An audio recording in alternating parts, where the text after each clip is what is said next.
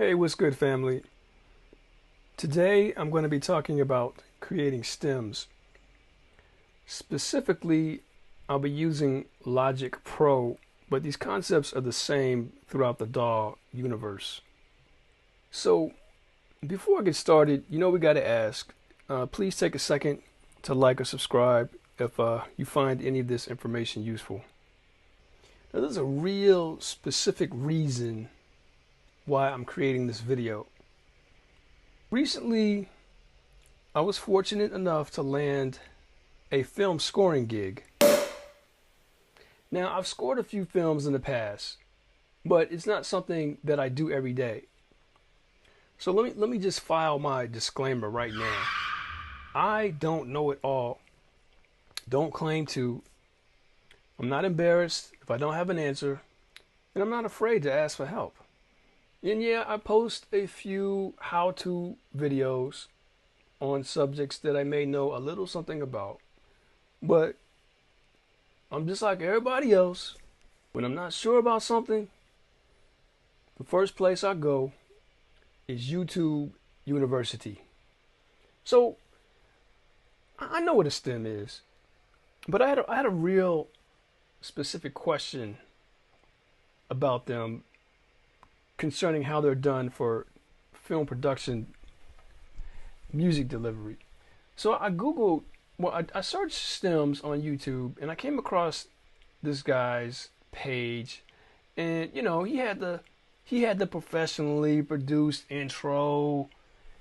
He's well lit. He's good looking. He looks like he knows what he's talking about. So I clicked on this video and I started watching it, and about maybe 4 or 5 minutes into it, I realized that, wait a minute, man, you're not creating stems, you're just showing how to bounce out tracks. Now, for me being in the studio business for many years, I know that there's big confusion about this. A lot of artists will come in after, maybe recording a vocal session, and they'll say something like, yeah, man, I got to get you the stems so you can mix this track for me. Now, rather than correct them, I know what they mean. They don't mean they're giving me the stems. They're going to give me the breakouts. The breakouts, the tracks.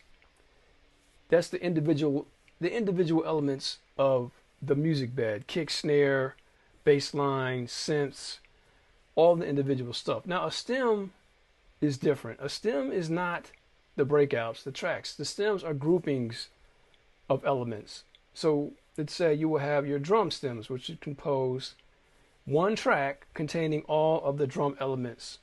Or you would have your synth stem, which would be one track containing all the synth elements. So stems will be a composite of the music tracks, which would probably make up 4, 5, maybe 6 tracks. Not the 30 or 40 individual tracks that make up your session. So you know what's going to happen if you show up to the soundstage and you deliver your quote-unquote stems, which are actually your session files. You're either going to get punched in the face by the mix engineer, or you're going to get laughed off the lot. Probably both. So my job here is to save you the embarrassment. Now, back to our slickly produced YouTube guide. Now, I'm not here to try to tear anybody down, try to discredit anybody. Matter of fact, his channel is very nice. I could only dream of having something, a product that is that professional and polished. But the fact is, the information he was presenting was a bit incorrect. So I left a comment on his channel. Matter of fact, I commented on another comment where someone was pointing out that this information was somewhat incorrect. And his reply was very dismissive, very curt, and very rude. So, I didn't say anything back. I'm not trying to get into a YouTube spat with anybody, but I guess the point here I'm trying to make is not everything you see on YouTube can be 100% trusted or accurate. So after all that, I just felt the need to clarify any bit of misinformation there is floating around the differences between a stem and tracks.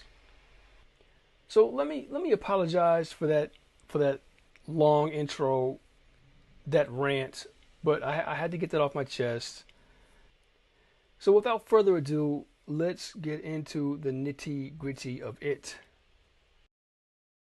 So this is one of my templates that I'm using for the film score, and it looks like this when I open it, and it's a basic makeup of my string sounds, my synths, my drums, and so on and so forth. But what you don't see, which I have hidden under my hidden tracks, I hit the H to unhide them, are my subgroups, and these are the tracks that will be used to create the stems. And if you look on the mixer view, you see, as I showed you, I have my synths, my strings, orchestral stuff, the synths, drum stuff, effect stuff, and all of these tracks are routed to the subgroups down here, and these are the tracks which will make up the files that I deliver to the film mixing engineer. Now, if you don't know how to create a subgroup, I will quickly show you. So I just noticed the one thing that my template is missing is a set of tracks to do vocal stuff with, which I'm not doing too much of, but I might add a little vocal sample here and there. So what I'm going to do is quickly create a couple of new tracks. Let's just create 4 audio tracks.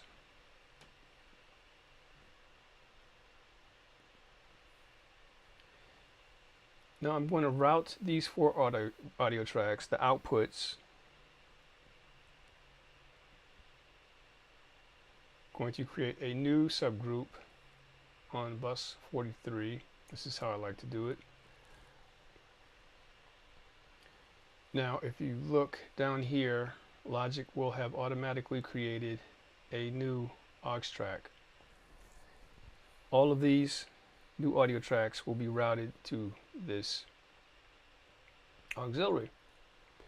But if I go back to my subgroups here on the tracks page, you'll notice that the new aux is not there. I'm going to have to manually add that.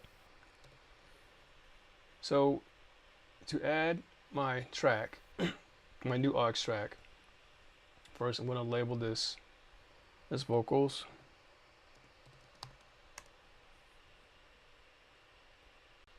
Now if I right click, you see where it says create new track, or you can just hit Shift T. Now my auxiliary shows up on my tracks page, and I can just drag that wherever I want it, and as you can see, it'll follow in the mixer view. I can give that a color to match the others. So now this is part of my stem group. So when I play my track, I'm not using all of these, but the ones that I am using, I will print to a stem file. So I'll just go and select the ones that I know will be needed. And to select multiple tracks, you just hit the command key. I hit sub, the percussion, all keys, guitars. I'm not using any brass, woodwinds. See, all synths, all drums. Not the vocal, the effects. So these are the tracks that I need to deliver for my stem groups. Now, going back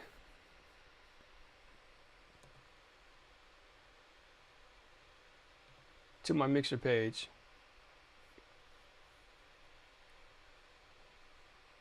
Just gonna have to select these again. So I need my bass, drums, percussion, synths, all keys, guitars, and my effects. So then I want to make sure I select the range that I want. Now, to bounce these out, all I have to do is go to File. We don't want to go to Bounce. We want to go to Export. 6 tracks as audio files. Now, when this screen comes up, there's a few options. You can select the format, of course. Probably WAV will be the safest bet. And I want to deliver these in 24-bit. Now, the naming of these tracks are important, especially if you're going to deliver them for someone else to mix. So you want to add custom to the pattern, and normally you give the cue a title, and you can even take it a little step further and maybe add, if you know exactly the SMPTE time point where the cue is going to start, you could add that in as well. Just making this up as I go. So they know exactly where the cue starts, the title name, and maybe perhaps the title of the movie as well. So you can add as much information there as you want. And you just hit export, and this will offline bounce your stems. And select the location. You can probably make a new file for these, a new folder.